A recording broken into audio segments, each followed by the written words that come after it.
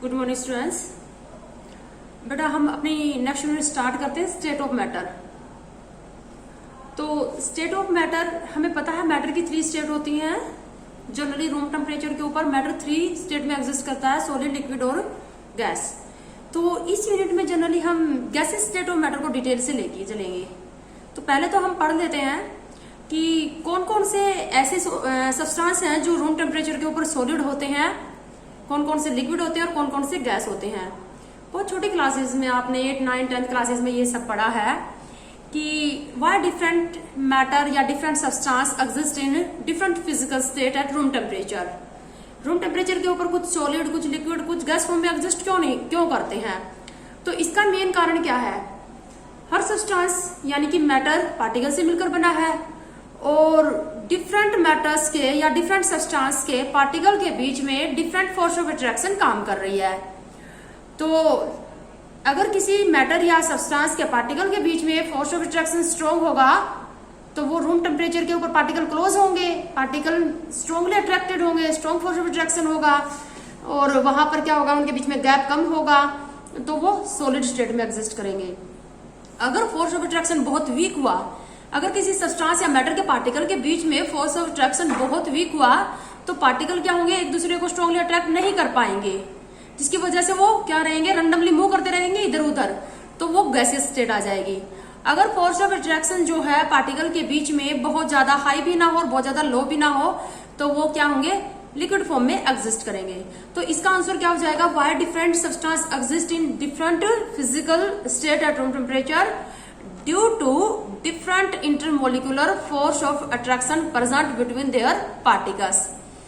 और अगर हम यहाँ पर एनर्जी देखें तो पार्टिकल जितने बेटा स्टेशनरी होते हैं उनमें एनर्जी उतनी ही कम होती है।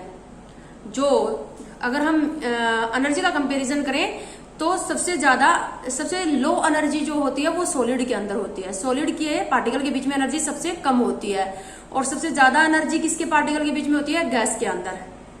ठीक है, देखो अगर हम फिजिकल स्टेट चेंज करना चाहें, किसी भी सॉलिड को अगर हम लिक्विड या गैस में कन्वर्ट करना चाहें तो हमें एनर्जी देनी पड़ेगी।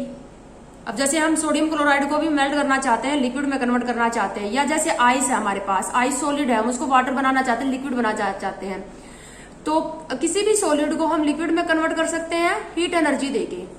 यानी कि एनर्जी देने से हमने क्या किया, सॉलिड को एनर्जी दी तो वो क्या बन गया, लिक्विड, या लिक्विड से क्या बन जाएगा, अगर लिक्विड को एनर्जी देंगे तो वो क्या बन जाएगा, गैस।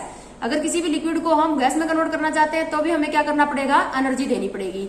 यानी कि सबसे कम एनर्जी किसके पास है, सॉलिड पार्टिकल के एनर्जी सबसे कम होती है और गैसेस पार्टिकल के अंदर एनर्जी सबसे ज्यादा होती है। आगे बात समझ में। अगर हम रिवर्स करना चाहते हैं, गैस को लिक्विड में कन्वर्ट करना चाहते हैं तो क्या होगा, टेम्परेचर लो करना पड़ेगा, यानी एनर्जी रिलीज होगी, तभी गैस किस में कन्वर्ट होगी, लिक्विड में। और लिक्विड को अगर हमें सॉलिड में कन्वर्ट करना है तो वहां पर फर्दर हमें टेम्परेचर क्या करना पड़ेगा, डिक्रीज, यानी एनर्जी फिर से क्या होगी, रिलीज। तो सबसे ज्यादा एनर्जी कहाँ होती है, गैस के अंदर, और सबसे कम एनर्जी क्या होती, कहाँ होती है, सॉलिड के अंदर।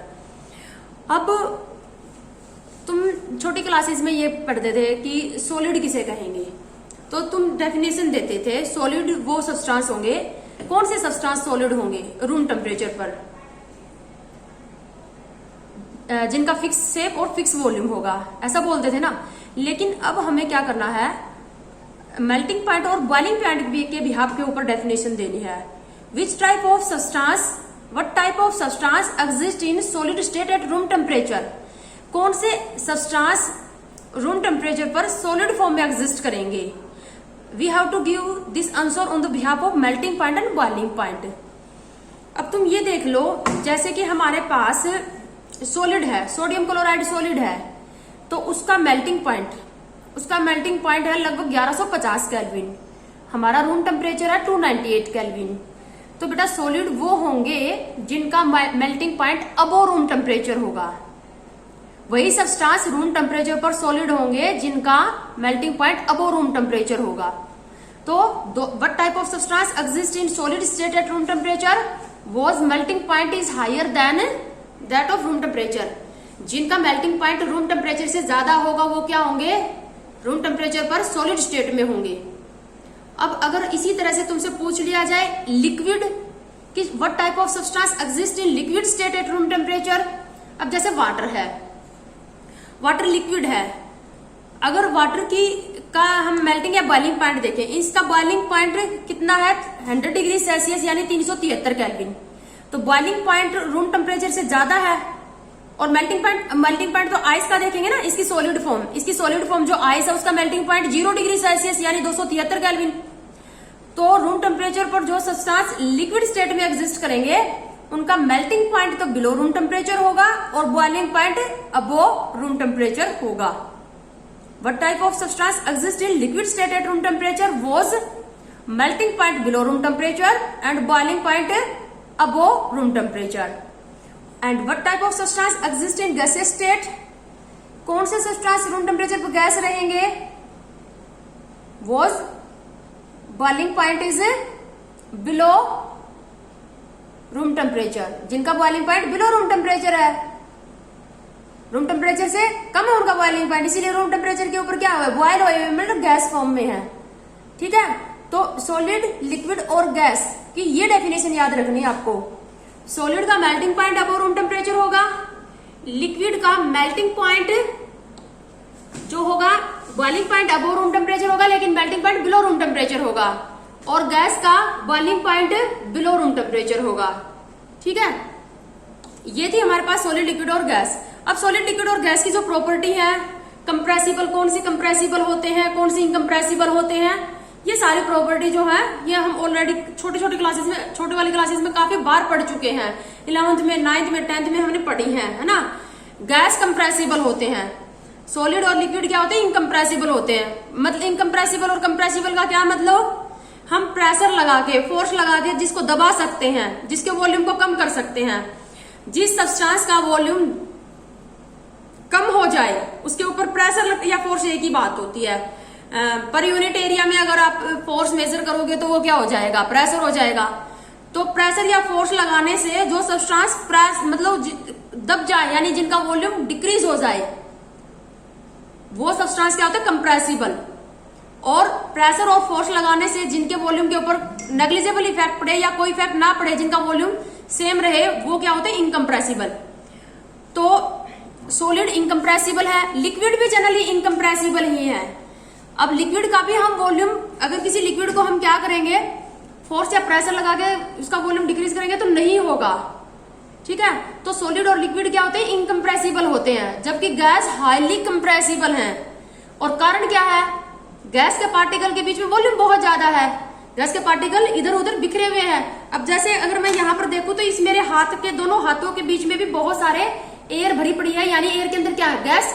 तो गैस के पार्टिकल हैं। अब मैं अब क्या करूंगी, देखो मैं इसको दबा रही हूं तो ऐसा नहीं है कि वो गैस निकल गई, गैस अभी भी है, लेकिन अब क्या हो गया, उसका वॉल्यूम कम हो गया, कंप्रेस होगी वो। तो गैस के पार्टिकल के बीच में गैप होता है, तो जब हम उसको दबाते हैं तो उस गैप के अंदर वो पार्टिकल चले जाते हैं, इसीलिए उनका वॉल्यूम क्या हो जाता है, प्रेशर या फोर्स लगाने से डिक्रीज हो जाता है। इसीलिए हम ये कहते हैं कि गैस क्या होती है, कंप्रेसिबल होती हैं। फिक्स है, फिक्स वॉल्यूम वाली बात, ये सब जो है प्रॉपर्टी इस तरह से है हमारे पास। क्या हम सॉलिड, लिक्विड और गैस को इंटर कन्वर्ट कर सकते हैं, और तुम्हें फैक्टर भी पता होना चाहिए कि कौन सा फैक्टर लगाकर हम सॉलिड, लिक्विड और गैस को इंटर कन्वर्ट कर सकते हैं। यस, इंटर कन्वर्ट करना है। अब सॉलिड को गैस में कन्वर्ट करना है तो सॉलिड में पार्टिकल स्ट्रांगली अट्रैक्टेड है तो इस फोर्स ऑफ अट्रैक्शन को तोड़ना है, और फोर्स ऑफ अट्रैक्शन को तोड़ने के लिए एनर्जी चाहिए। तो जनरली हम हीट एनर्जी दे देते हैं। तो हीट एनर्जी देंगे तो टेम्परेचर क्या हो जाएगा, इंक्रीज, यानी कि by increasing the temperature we can convert solid into liquid, and if you want to convert liquid into gas then what we have to do. अब लिक्विड में के मॉलिक्यूल के बीच में फोर्स ऑफ अट्रैक्शन ज्यादा है, gas के molecule के बीच में फोर्स ऑफ अट्रैक्शन क्या है, कम। तो फर्दर हमें क्या करना पड़ेगा, लिक्विड पार्टिकल के अट्रैक्शन को तोड़ना पड़ेगा, तभी वो गैस में कन्वर्ट होंगे। तो लिक्विड को अगर हमें गैस में कन्वर्ट करना है तो भी वहां पर क्या करना पड़ेगा, हमें एनर्जी देनी पड़ेगी। हीट एनर्जी जनरली हम दे देंगे, तो हीट एनर्जी दे देंगे तो यानी कि टेम्परेचर क्या हो जाएगा, increase by increasing the temperature और by applying the heat energy we can convert solid into liquid and liquid into gas. But if you want to convert gas into liquid then what we have to do, अगर हमें gas को liquid में convert करना है तो हमें क्या करना पड़ेगा। अब देखो फर्क देखो तुम, गैस में पार्टिकल दूर दूर हैं, अगर किसी भी तरीके से हम उन पार्टिकल को क्लोज ले आए तो वो लिक्विड बन जाएगा ना। तो हमें गैस के जो दूर दूर जो पार्टिकल है उनको क्या करना, क्लोज लाना है। अब क्लोज लाने के लिए हमारे पास दो तरीके हैं। एक तो हम क्या करेंगे, वो जो रेंडमली मूव कर रहे हैं उनको क्लोज ले आते हैं, तो उनके ऊपर प्रेशर लगा दें। प्रेशर लगाएंगे तो पार्टिकल अपने आप क्या आ जाएंगे, close by increasing the pressure. और दूसरा काइनेटिक एनर्जी है उनके अंदर। मोशन किसकी वजह से आता है, काइनेटिक एनर्जी। जितनी मॉलिक्यूल के अंदर काइनेटिक एनर्जी ज्यादा होगी उतना ही उनका मोशन ज्यादा होगा। अगर हम काइनेटिक एनर्जी को डिक्रीज कर दें तो अपने आप उनका मोशन रुक जाएगा, उनकी मूवमेंट रुक जाएगी और वो क्लोज आ जाएंगे, है ना। मतलब पंख काटने वाली बात हो जाएगी। तो काइनेटिक एनर्जी हमें डिक्रीज करनी पड़ेगी मॉलिक्यूल की, ताकि वो ज्यादा उड़े ना, इधर उधर ना जाए, मूवमेंट उनकी कम हो जाए। और काइनेटिक एनर्जी टेम्परेचर के डायरेक्टली प्रोपोर्शनल होती है। तो टेम्परेचर डिक्रीज कर देंगे तो काइनेटिक एनर्जी भी क्या हो जाएगी, decrease. By decreasing the temperature and by increasing the pressure we can convert gas into liquid. और लिक्विड को सॉलिड में बदलना है तो अब प्रेशर का तो कोई इफेक्ट नहीं पड़ेगा। ऐसा तो नहीं है कि हम प्रेशर लगा के लिक्विड के मॉलिक्यूल को क्लोज लाएं। अब लिक्विड और गैस सॉलिड में क्या फर्क है, लिक्विड में मॉलिक्यूल थोड़े दूर दूर हैं और सॉलिड में मॉलिक्यूल ज्यादा क्लोज है। तो हमें क्या करना है, मॉलिक्यूल को फर्दर क्लोज लाना है, अट्रैक्शन को बढ़ाना है। लेकिन प्रेशर के हेल्प से हम मॉलिक्यूल को क्लोज नहीं ला सकते, क्योंकि लिक्विड के ऊपर प्रेशर का नेग्लिजिबल इफेक्ट पड़ता है, क्योंकि लिक्विड इनकम्प्रेसिबल होते हैं। प्रेशर लगाने से लिक्विड के मॉलिक्यूल के ऊपर कोई फर्क नहीं पड़ेगा, वो क्लोज नहीं आएंगे। तो फर्दर हमें क्या करना पड़ेगा, काइनेटिक एनर्जी को डिक्रीज करना पड़ेगा। तो फर्दर टेम्परेचर डिक्रीज करके, सिर्फ टेम्परेचर डिक्रीज करके ही हम लिक्विड को किस में कन्वर्ट कर सकते हैं, सॉलिड में। जैसे कि हमें लिक्विड वाटर को आइस में कन्वर्ट करना है। लिक्विड वाटर को अगर हमें आइस में कन्वर्ट करना है तो हम फ्रिज में रख देते हैं ना वाटर को, वहां उसको टेम्परेचर क्या मिल जाएगा, लो। तो टेम्परेचर डिक्रीज कर रहे हैं हम। तो ये फैक्टर है, हम इंटर कन्वर्ट कर सकते हैं। हर सब्सटेंस की फिजिकल स्टेट हम चेंज कर सकते हैं by applying temperature and pressure. और कौन सी कंडीशन लगाएंगे ये मैंने आपको यहाँ पर बता दी।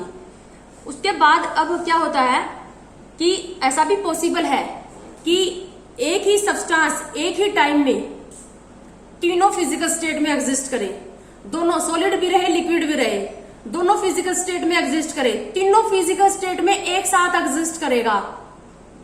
तो जिस टेम्परेचर वो हमें एक अप्रोप्रिएट टेम्परेचर और प्रेशर कंडीशन लगानी पड़ती है। तो जिस अप्रोप्रिएट टेम्परेचर और प्रेशर कंडीशन के ऊपर सेम सब्सटेंस तीनों फिजिकल स्टेट में रहे उसको ट्रिपल पॉइंट बोलते हैं। ठीक है, वाटर का ट्रिपल पॉइंट, वाटर का जो ट्रिपल पॉइंट है वो है 273.16 केल्विन टेम्परेचर, 273.16 केल्विन टेम्परेचर और लगभग 4 mm प्रेशर के ऊपर वाटर तीनों फॉर्म में एग्जिस्ट करेगा, सॉलिड लिक्विड और गैस। सॉलिड यानी आइस, लिक्विड यानी वाटर और गैस यानी वेपर, तीनों फॉर्म में एग्जिस्ट करता है। तो ट्रिपल पॉइंट वाटर का क्या है, triple point of H2O, temperature है यहाँ पर 273.16 केल्विन एंड प्रेशर है हमारे पास 4 बार प्रेशर और 273.16 केल्विन के ऊपर वाटर तीनों फॉर्म में एग्जिस्ट कर सकता है। ठीक है, तो ये था फिजिकल स्टेट हम कैसे चेंज कर सकते हैं, इनका इंटर कन्वर्जन।